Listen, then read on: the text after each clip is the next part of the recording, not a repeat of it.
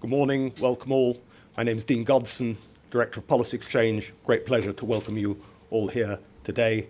Lenin used to speak about the virtue of spontaneism, and we like to do these short notice events on the great issues of the day, and it's a great pleasure to be able to welcome back Right Hon Liam Fox MP. It's the first time I think you've spoken on our platform since you did the vote of thanks for James Mattis as CENTCOM back in the period when you were Defence Secretary. So it's a pleasure to welcome back. Pressure on these issues in particular, because Policy Exchange has been an important part of this debate with our recent paper, Trading Tigers, on the virtues of the Britain joining Trans-Pacific Partnership. We've also a team of people. Alexander Downer, our new Chair of Trustees, was Australian Foreign Minister and High Commissioner in London, has played a prominent part in negotiations in the Pacific region and beyond. Our Head of Trade Policy, Jeff Raby, was Australia's ambassador to the WTO, and as part of our interest in global Britain, we may be the only think tank with a unit head based in Beijing. So it's a pleasure to welcome our guest of honour. He'll speak for 20 minutes and then take questions. Usual Policy Exchange house rule, no question too outrageous. You just have to state your name and organisation first. So thank you, Liam. Thank you for coming back. Look forward to hearing what you have to say.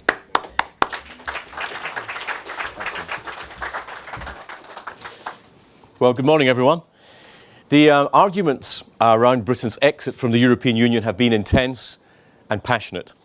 Understandably, they've dominated the political agenda and consumed most, sometimes all, of our political bandwidth. On Tuesday, the House of Commons voted to support a deal with changes to the backstop, and the government will now talk to the EU about how we address Parliament's views. But however we ultimately separate ourselves from the European Union, we must remember that there is a world beyond Europe, and there will be a time beyond Brexit. And that's what I would like to begin to focus on today. The first question that we must ask is a general one. What should Britain's place in the world be? Where should we direct our great political, diplomatic and economic energies? What, if you like, is our mission? It used to be fashionable to quote Dean Acheson, US Secretary of State under Harry Truman, in saying that Britain had lost an empire and not yet found a role. And that may once have been true. For some, the EU seemed to provide an answer. But the UK has always been an awkward member, unsuited politically and temperamentally to the demands and destination of ever closer union. Our new relationship will be far better for both the UK and the EU. Now Britain is taking back control of our destiny. And where we share a common agenda, the EU will find a stalwart friend and a close political and economic ally. We are emerging into a world that is crying out for leadership, and our country is uniquely placed to meet the global challenges of the 21st century. The 2015 Strategic Defence and Security Review sums up our position perfectly. As it says, we sit at the heart of the rules-based international order.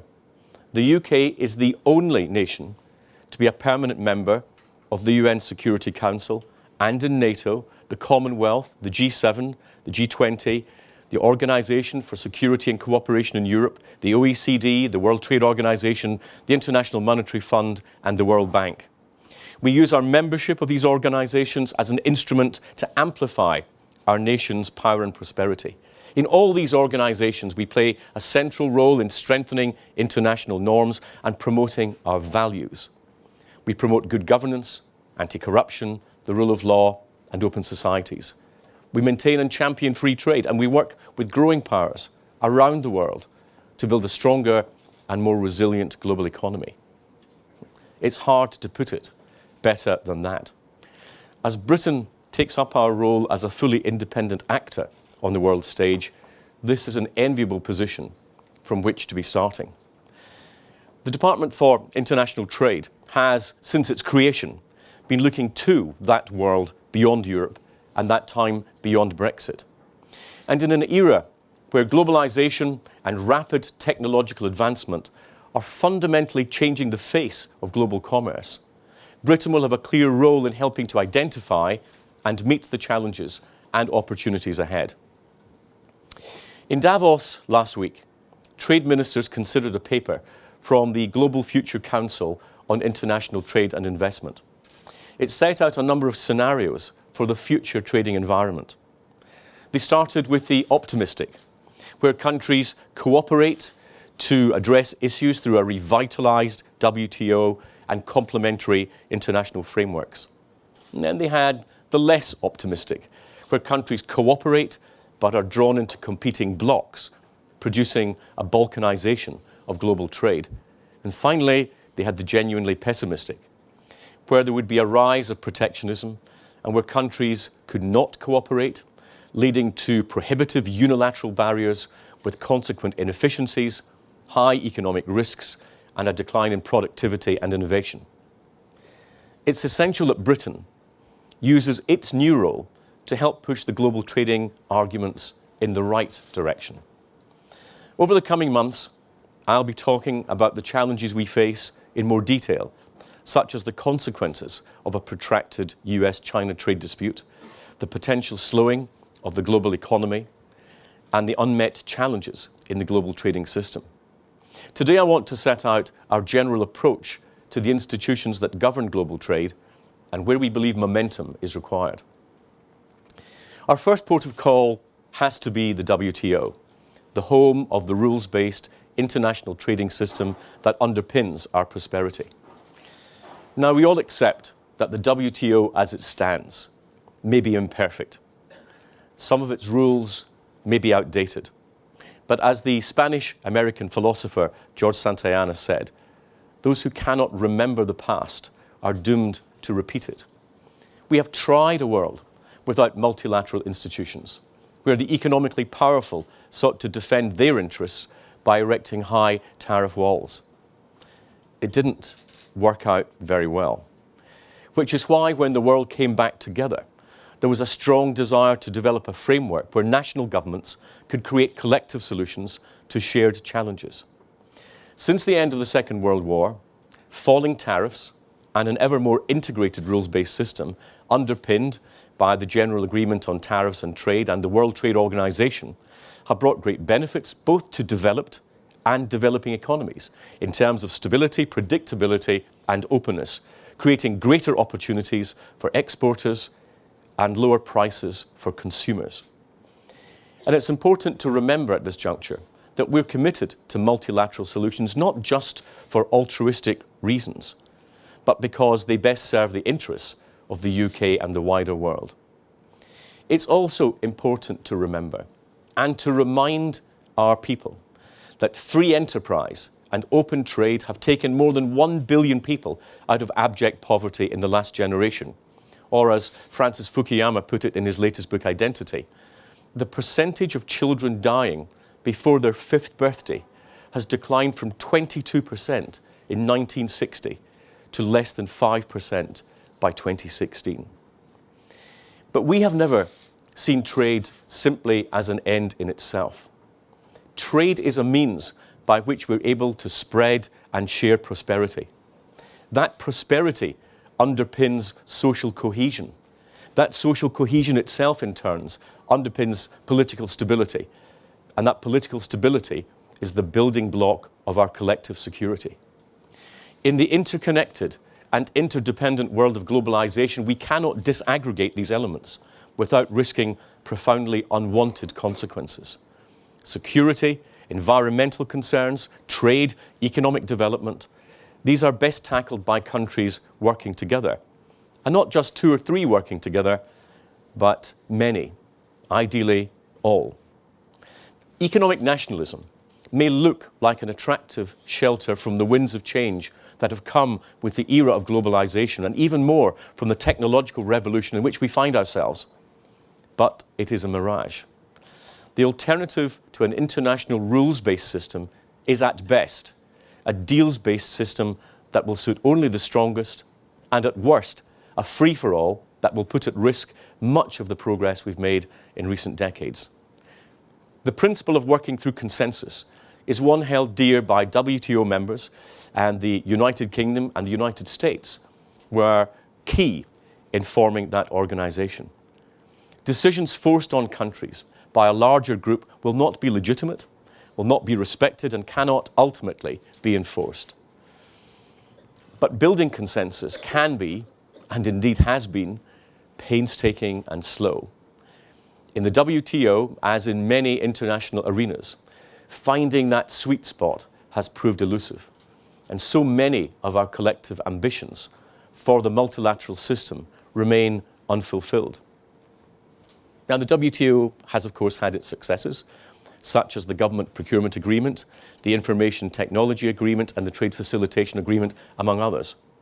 But the reality is that we've not yet been successful in moving the system forward from the balance we achieved at the end of the Uruguay round.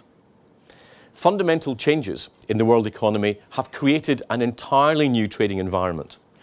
The global economic center of gravity is shifting from North America in 1990 to China and the Far East in 2050.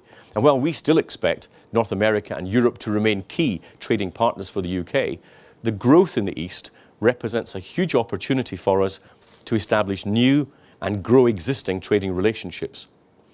It's predicted that the share of global GDP of the 7 largest emerging economies, including China, India, and Turkey, could increase from around 35% to nearly 50% by 2050, which would mean that they overtake the current G7.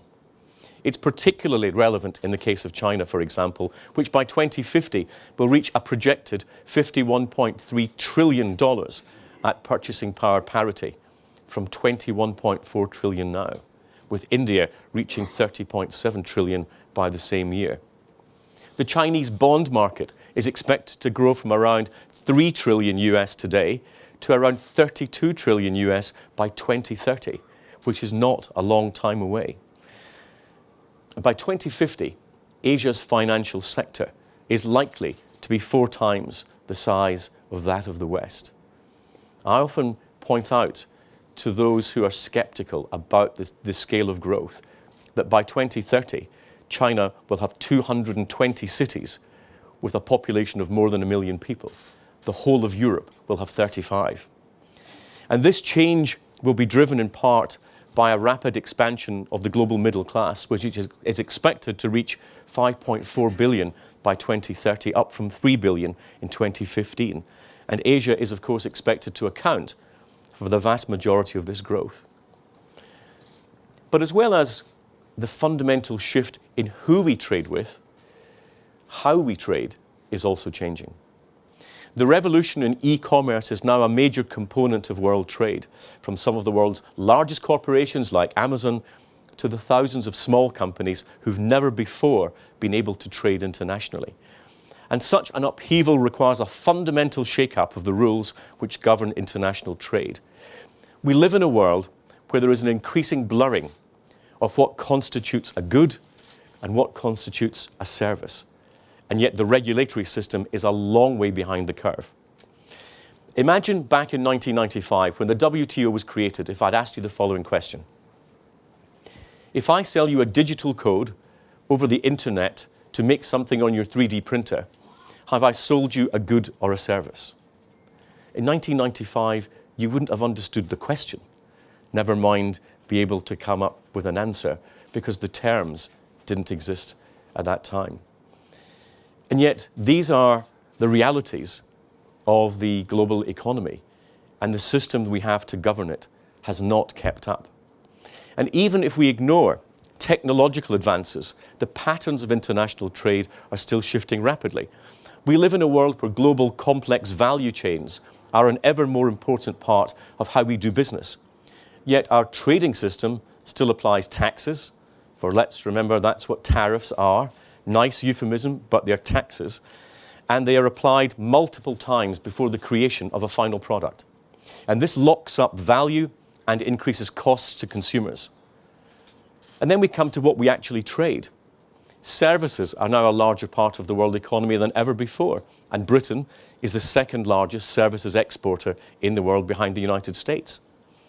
A recent WTO report estimates that while services comprise 2/3 of global GDP and employment, and nearly half of world trade on a value-added basis, the barriers to trade in services are about as large as those in goods were half a century ago. This has to change. Despite recent high-profile tensions global tariff levels on goods have reached a historic low, but we have yet to achieve the same level of liberalisation for services. Pursuing trade policies that promote openness and better reflect these developments in the global economy would boost productivity, raise living standards and promote competitiveness. And these reforms will only become more vital as the interdependence of the global economy actually increases. So recognising this, what is the correct response for governments like ours, who are committed to global solutions to global challenges? One option, of course, is bilateral or regional agreements. The Comprehensive and Progressive Agreement for Trans-Pacific Partnership, or CPTPP, much easier to say in the morning than late in the evening, is a good example and of course specific interest to a post-Brexit UK. Its 11 members constitute some 13% of global GDP, and as you are all aware, the UK will potentially seek accession to CPTPP upon our exit from the EU. And I'm delighted, Dean, that you mentioned that Policy Exchange endorsed this course of action in a paper last summer. As many of you will be aware, the EU-Japan Economic Partnership Agreement comes into force today. The UK was naturally deeply involved in the negotiation of this agreement, and as both our Prime Ministers have made clear, this ambitious EPA will form the basis of our new economic partnership. Neither side intends to put up barriers where none exist, and the UK-Japan Trade and Investment Working Group is striving to deliver on this commitment. Now, arguments such as these can be useful complements to the multilateral core, which is why, given certain conditions, they're recognised as a possible deviation from the most favoured nation principle. They are easier and they are quicker to negotiate. But they cannot tackle problems caused by widespread agriculture or industrial subsidies. They cannot adequately address unfair competitive practices. And ultimately, the economic benefits unlocked by such agreements are relatively small compared to those in an agreement between all 164 WTO members. Now, that doesn't mean we shouldn't vigorously pursue them as an adjunct to wider liberalisation arguments, but equally, we need to remember that true multilateralism is and will remain the gold standard of international trade agreements. It minimises the risk of trade diversion, it lowers the costs for businesses, allowing them to take a common approach to non-tariff measures across a wide range of countries and markets. And for nations themselves, multilateral agreements provide stability and predictability, as well as guarding against ad hoc protectionism. There is strong evidence of the trade-creating effects of the GATT and WTO. In 2007, a paper was published that modelled the value of imports from 1950 to 2000. It found that world imports are higher by 120%, or $8 trillion in 2000, relative to a world without the GATT and WTO. And that is a truly historic and remarkable achievement. Of course, it's not been without its issues. The same report highlighted that the benefits have sometimes been uneven amongst developing nations. Crucially, there is also evidence that sectors that have been mostly excluded from multilateral negotiations have not increased trade as a result of the GATT and WTO. If Britain's destiny is to be a global champion of trading freedoms, then these two challenges represent our global mission, a direction of focus and an opportunity to change the world for the better. Our first priority must be the liberalisation of the global trade in services. Now, I'm sure that this audience this morning will be familiar with the headline figures. The UK is one of the most services intensive on the planet, with services comprising 79% of our GDP. The sector employs some 26 million people in this country. Out of every 5 people in Britain with a job, 4 of them work in a service industry. And these are remarkable figures by any measure. And they mean that the UK has a vast amount to gain by working with partners to make service markets more open, more transparent, and more competitive. And it mustn't be overlooked that because so many aspects of the production of physical goods are in fact services, such as design, distribution, logistics, and marketing, that liberalising services will also drive wider international trade. Currently, it's estimated that the trade cost for services are up to 3 times higher than those for goods. Between 1995 and 2005, trade costs for goods fell by around 15%, while the trade costs for services have remained to this day fairly constant. Research from the Bank of England suggests that if a large sample of trade partners lowered their services trade barriers to the level of the least restrictive country, the UK's current account deficit could fall by up to 16%. Leaving the EU gives us the freedom to pursue an independent trade policy that reflects our unique strength in services. A policy that's focused on our areas of competitive advantage, such as finance, insurance, and business services. And together, these sectors comprise 57% of our services exports. But it also gives us the opportunity to instigate international services liberalisation through fora such as the WTO. And we will actively engage in current discussions to agree new rules in key areas such as e-commerce and to ensure domestic regulations do not constitute unnecessary barriers. We are, of course, committed to TISA, the ambitious but currently stalled agreement on trade and services. TISA has the potential to set the international standard and deliver a significant boost to the global economy, and we will continue making the case for it, but it's not our only option. I've already very briefly touched on the way that the digital economy is revolutionizing trade. Digital and associated technologies are an area in which the UK is genuinely world leading and command a significant competitive edge. The ability to send data across borders is a central requirement for international digital trade. And data flows are the lifeblood of today's digitalized economies. They're vital not only to high-tech industries, but also traditional sectors, goods and services as well. And I believe that it's patently absurd to talk about moving goods and services, but not data, in a modern economy. And that's why obstacles such as data localization have to be tackled if we are genuinely to be able to take advantage of the digital era. And ensuring that such flows continue unimpeded is a top priority for the United Kingdom. But if we're to ensure that data is free-flowing, we must also see that cross-border data flows are governed responsibly with modern, liberal and ambitious regulations, including the safe handling and storage of people's personal data. Now, working to liberalise the trade and services will be of vast economic benefit to the UK and our partners. But there is a greater mission that I alluded to earlier. The United Kingdom is uniquely placed to help redress the imbalance of the multilateral system and to bring developing nations to the fore of the international trading community.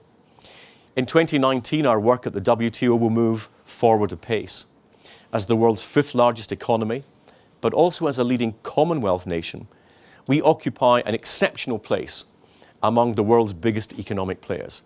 Not only do we have historical and cultural ties to many of the world's developing nations, but we're also part of an existing community of nations that are eager and willing to deepen their trading ties. Britain has enormous scope to facilitate and enact change. We believe that the real story of the Commonwealth is its vast potential for trade and investment opportunities. The 52 member states boast a combined population of over 2.2 billion people, 1 billion of whom are under the age of 25. Their economies are wonderfully diverse, each with their own specializations, industries, and opportunities. Most importantly, intra-Commonwealth trade has consistently grown faster than the global average. The Commonwealth Secretariat has calculated that bilateral trade costs for Commonwealth partners are on average a stunning 19% lower than between non-Commonwealth members. To date, Commonwealth nations have registered over 600 trade liberalisation measures with the WTO, and clearly the potential is there, and so is the will. So 2019 will be a significant year for both the UK and the WTO. We are leaving the European Union. The WTO is facing many challenges to the rules-based multilateral trading system. As an independent member, the UK will have greater freedom to advance our agenda in line with the terms of the withdrawal agreement and to take advantage of the opportunities that leaving the EU presents us with in respect of our presence and participation in the WTO. We will need to establish the UK as a credible, influential and creative WTO member, and there are a number of steps we have to take. Establishing our own independent GATT and GATT schedules, accession to the GPA, complying with our own notification and other WTO obligations, and participating effectively in WTO fora such as the 28 WTO subcommittees that cover all aspects of multilateral trade. And of course, to bolster the rules-based multilateral trading system with the WTO at its centre. We have a global dialogue on trade in which the CBI and our branch of the International Chambers of Commerce are strongly involved. This is assessing what needs preserving and what needs improving in the multilateral trading system and how to equip the WTO with the tools needed to tackle new challenges and disruptions of the 21st century. The UK has world-class soft power, and we'll be using this to hold meetings with developing countries, including the Commonwealth, and maximising opportunities to promote and develop strong relationships to defend the interests of developing countries and the UK. And we want to partner with Commonwealth countries to engage in WTO reform discussions in the sectors of the future. We will encourage Commonwealth trade ministers at our next meeting, which Britain will chair, to set out ambitious thinking on how we can bring our trade and development policies closer together so that we can provide mechanisms for ever more countries to trade themselves out of poverty and into sustainable prosperity. We need to build alliances to update and enhance the WTO rulebook to tackle underlying trade tensions. These issues include industrial subsidies, state-owned enterprises, and tackling blockages in ongoing negotiations such as overfishing subsidies. We also need to establish new regulations and norms to facilitate emerging regulatory needs, as I've mentioned, such as in digital trade and service liberalisation. But we also need to encourage trust and transparency in the WTO, in particular, modernisation of the dispute settlement system, improving WTO member compliance with notification requirements, and take another look at special and differential treatment. For if we're to have an international rules-based system that inspires confidence, then it needs not only to be fair, but transparent. We must know which industries genuinely belong to the private sector and which are simply a cover for state economic activity. We must redouble our efforts against overproduction, subsidy and dumping. We must protect intellectual property and strengthen our measures against IP theft and the restrictive treatment of foreign investors that are operated through mechanisms such as forced joint venture requirements. It is clear that while there are enormous opportunities in the global trading environment, that both the changing patterns of global trade and the nature of what is traded itself, there will also be considerable challenges to be faced. Security, environment, migration, trade and economic development. These are things that are related, part of the same continuum as I described earlier. The WTO and other international institutions have their parts to play in producing stable conditions for progress and prosperity. But ultimately, it is the responsibility of governments, of individual members, to provide the guiding vision. That vision needs to have not only a coherent intellectual and philosophical base, but also practical solutions to some of the seemingly impractical problems that we face.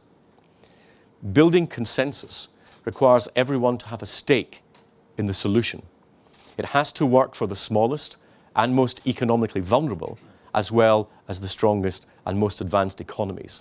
It has to provide confidence for those who face an era with an almost unprecedented rate of change, socially and technologically.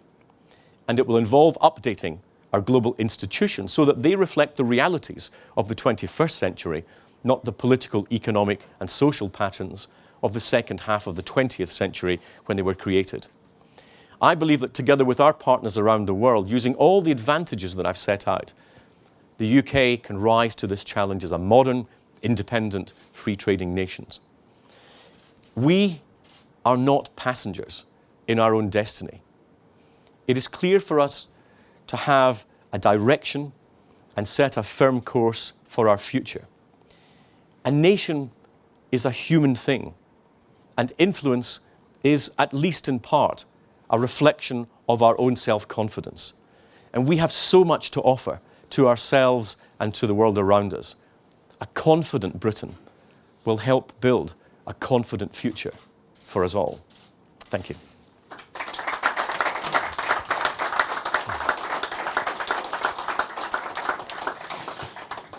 So I think we've got time for a few questions.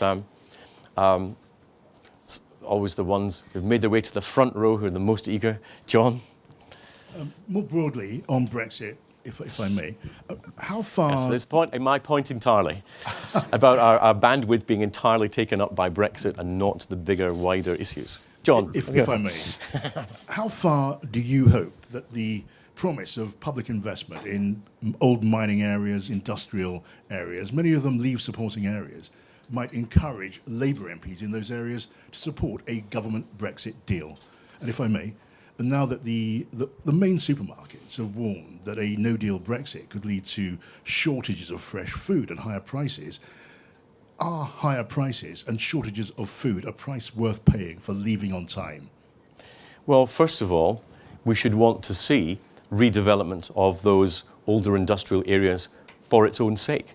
And that's what the government's industrial strategy sets out, so that we can provide investment to see improvements in the way in which those economies operate and get access to technology and thereby improve their trading performance.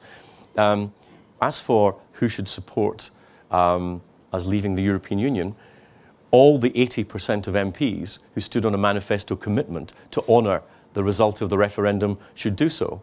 And all MPs should do so because they made a contract with the voters. Parliament said on this one issue, we are handing over sovereignty to the people to make the decision, and we will respect that decision. Now it's time for Parliament to fulfil its side of the contract. Whether you voted for or against, we have a duty to honour our side of the bargain. And I hope that we will see the government's industrial policy continue. As for the second part of your question, I naturally hope that no deal will not be there because we will reach a deal. And I listened to members of Parliament complaining about the potential effects of no deal while voting against the deal itself. I think they have to ask themselves whose interests they actually represent, because ultimately they'll have to answer to their voters for their own decisions. Those who block a deal and then complain about no deal, I think will have little cover when they next face the voters. Libby? Libby Wiener, ITV News. A week ago, Andrea Leadsom said there might be a short delay because the legislation to allow us to leave the European Union on March the 29th simply wasn't ready. The Foreign Secretary said the same yesterday, and yet Number 10 keeps saying nothing has changed. What is the truth? I don't think these things are incompatible. We're still aiming to get to the 29th of March. That's the date we promised the British people. The answer is to reach an agreement as quickly as possible. And I think there are factors, frankly, driving that process. Yesterday we saw that Italy is now officially in recession. We've seen the weakness in the German economy, the weakness in the French economy. This is not a good time to introduce further unnecessary instability into that European economy, which is why I hope the European Union will recognise that the best way forward for all of us is to get an agreement as quickly as possible. When I look across the Channel at some of the countries that are hugely dependent on trade with the UK, Belgium, where 8% of GDP is dependent on trade with the UK, clearly there needs to be a push by the EU 27 to reach an accommodation with us, and as quickly as possible. There would be a huge difference between an extension to Article 50 because we hadn't reached an agreement, or a short delay because we had reached an agreement and needed the legislation to implement it. And I think that's what most members of Parliament would think. Tom? But the domestic legislation is not ready. That's the truth, isn't it? Well, we can get our domestic legislation through if we quickly reach an agreement with the European Union. And that's in everybody's interests. Tom? Tom Rayner from Sky News. You mentioned the EU-Japan deal during your speech, but the Japanese ambassador to the EU this morning said that if there was a no-deal Brexit, there would be no rolling over of this agreement to the UK. It would be starting from scratch. So presumably on that basis alone, you would prefer to see an extension of Article 50 in order to make sure that you can see trade deals like that rolled over, rather than a no-deal Brexit on March the 29th. Well, you're quite right. I would much rather see a deal, because we will automatically get the rolling over of those agreements. That's in everybody's interest, and our trading partners are very clear, and I hope that they make their voice very clear to the European Union, that this is not just a domestic dispute between Britain and the EU. It has ramifications in the wider global economy, and it's in absolutely everyone's interest. And I reiterate that the European Union should want to reach an accommodation with the UK and reach it as soon as possible, because there are wider economic implications of failing to do so. It's our responsibility, not just to our own economies, but to the wider global economy, which is slowing down and showing signs of fragility, to reach it. We should remember in all of these that we live in a very interconnected and interdependent global economy, and what we do will have consequences well beyond our borders. We would do well to remember and consider that. Now, where's Kate Ferguson? Hi. Oh, Kate, sorry. Hello, Kate from The Sun. There's a light in my eye, sorry. Kate Ferguson from The Sun. May's had the trade unions in, and there's talk that you guys are going to be drawing up a workers' rights bill. Can you guarantee businesses in Britain post-Brexit they will face less red tape? Well, I think that what you'll find is that what we're emphasising is don't judge the government by its rhetoric, judge the government by its legislation. We have already ratified the CETA agreement, for example. And that CETA agreement, if you go and look at its chapters on environmental law, on labour law, on protection of public services, is extremely crystal clear that we cannot, under that agreement, water down workers' rights or water down environmental rules just to reach a trade agreement. The irony of all this debate is we passed that into law when the Labour Party opposed it. So the opportunity they actually had to give legal weight to the protection of those rights in any future trade negotiations, they voted against, and we voted for it. So judge people not by what they say, judge them by what they do. Go and have a look at the statute book, it's very clear. Now, anyone from our international media here that we should say hello to? Yes. Thank you. Thank you, Eric Gui with China's Xinhua. My question is, what's the government stance on the ongoing trade tension between China and the United States? We think it should be resolved at WTO. As you know, we don't agree with the mechanics of sorting it out under the 232 dispute, for example. But as I said earlier, there are issues that need to be sorted. There are issues of overproduction, of transparency, of what is a state and what is a private industry, on IP protection, and particularly of the treatment of companies who are forced to share their IP as a condition of getting access to the economy. All of these things need to be settled. We think they need to be best settled at WTO, as I've repeatedly made clear on my visits to both Beijing and Washington. Yes. Yes. Minister, thank you for your words today. It's really great to remind everybody of the global competitive context that we're all operating in. We're great supporters. It's Mike Thompson of Association of British Pharmaceutical Industry. We're great supporters of WTO. As you know, there's a real logjam there at the moment. What do you believe that this country can do to persuade the US and China to resolve some of those issues? Well, I think that there is some momentum in the resolution of those issues already. I think we've already heard some very encouraging noises, especially coming out of Beijing, about how they might deal with the legitimate concerns that the US has set out. And I hope that bit by bit we can get these wider issues resolved, because what we're seeing is a little microcosm of some of the wider issues that are out there at WTO. We need a renewed commitment to the concept of global trade and to the WTO as the basic means of dealing with those differences. What I think we have to do, however, is not pretend that WTO is a perfect solution for all of these. as I was pointing out, there are big areas where WTO needs updating, where the whole regulatory environment needs to change.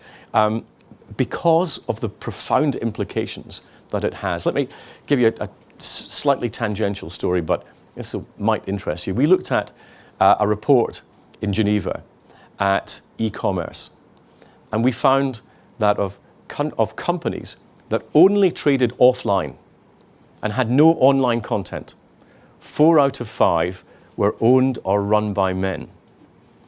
Of companies that traded only online and had no offline content, 4 out of 5 were owned or run by women. What that says to me is that e-commerce is not only potentially a huge economic tool, but it's a hugely empowering tool in terms of development. And yet we have no global governance around that e-commerce. It's time for us to actually put our energies into creating the frameworks that will deal with the real economy that we have today and the real challenges that we face. We're a little too much focused on what was there before rather than what is coming in the years ahead. Take one more, yes. Thank you very much for your remarks. Matthew Lesh from the Adam Smith Institute. So last week, of course, the New Zealand Prime Minister was in town, and so was the Australian Trade Minister, both talking about potential post-Brexit trade deals, and you've spoken at length about potential Commonwealth links. I was wondering if you could speak a little bit more narrowly about the potential for any kind of CANZIC free trade, free movement agreement, and if you're looking at that at the moment. Well, what we have just signed, of course, was the Australia Mutual Recognition Agreement and the New Zealand Mutual Recognition Agreement. They were the first ones that we got out of the way. We are having quite intense discussions with both Australia and New Zealand at the moment about the speed at which we might be able to reach a free trade agreement. What we're looking at, of course, is the scope of that, particularly in areas like services. Can we create a gold standard FTA, given the openness of our economies already? And can we use that to act as a beacon and a signal as to where Britain intends to go? How we can look at wider agreements will come in time. We will be doing both the New Zealand FTA negotiations and CPTPP, hopefully, at the same time. And people may say, isn't that an unnecessary duplication of effort? But as with the Japan EPA, they cover slightly different things. Our aim will be to get maximum liberalisation by whichever route we can. Clearly, we'll be limited to some extent, as any country is, by the size of the resource that we can commit to it, which is why we've set our priorities in the order that we have. But I think it's a very exciting time for the UK. And I have to say that there is quite an appetite out there to see a renewal of liberalisation in global trade. I think countries have looked at the moment at the alternative and decided that we better make what we've got work much better for us. We are very open-minded about that, of course, with Canada. CETA would be the building block of our bilateral arrangements for the future. We've been discussing with our Canadian partners what they might look for in terms of extensions to CETA to provide additional liberalisation, which areas, which chapters we might be able to do that in, and the same with our Japanese colleagues. Again, can we move very quickly to a new bilateral relationship that is much more bespoke? At the moment, we're already trading on WTO terms with Japan, and in essence, that it's what British business is used to doing. We'd like to have one change for them rather than two. Thank you all. I'll take one last question. On that, I'm with Global Mail Newspaper Canada. You just mentioned CD, you just mentioned Canada. You just mentioned CD, you just mentioned Canada. How do you, CETA doesn't deal a lot with agriculture, and how are you going to deal with Canada with the problem that every country runs up against with Canada, and that is subsidies cheese. for dairy? Yeah, cheese. How are you going to deal with that? Well, we're well aware from previous trade discussions that is an issue. If we want to get access to elements of the Canadian economy, we'll have to deal with those issues. That's what trade negotiations are about. Anyone that thinks they can go into a trade negotiation and get something without having to give something is not in tune with how the system actually operates. And of course, the more that you want, the more you're going to have to give. The less you want, the less you have to give. That is the discussions that we will have.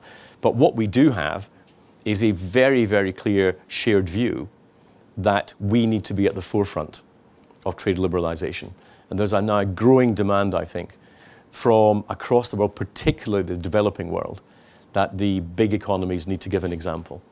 And we need to look at some of those issues like data transfer, if we are going to have a genuinely open economy. So I'm actually optimistic that we can make progress on these issues. We've got two elements to that. There's the continuity agreements, effectively replicating the EU, but then, perhaps more importantly, what does the bespoke relationship look like that actually offers more to the one group of people who seem to not get sufficient time and attention, and that's consumers. Last year I sat through a trade ministers meeting and I was running the stopwatch to see how long it took people to say the C word. 52 minutes before anyone mentioned consumers. It was all about producers.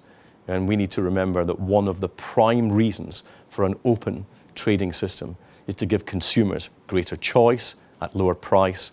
One of the key, who was that, our Adam Smith representative there? No, you wrote the chorus. We'll try and put the verses together.